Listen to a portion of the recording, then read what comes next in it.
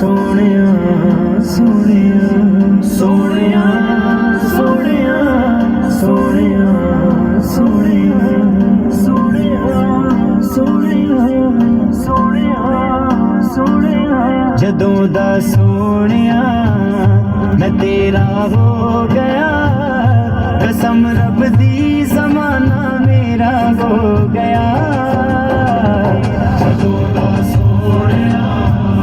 ਮੈਂ ਤੇਰਾ ਹੋ ਗਿਆ ਕਸਮ ਰੱਬ ਦੀ ਜ਼ਮਾਨਾ ਮੇਰਾ ਹੋ ਗਿਆ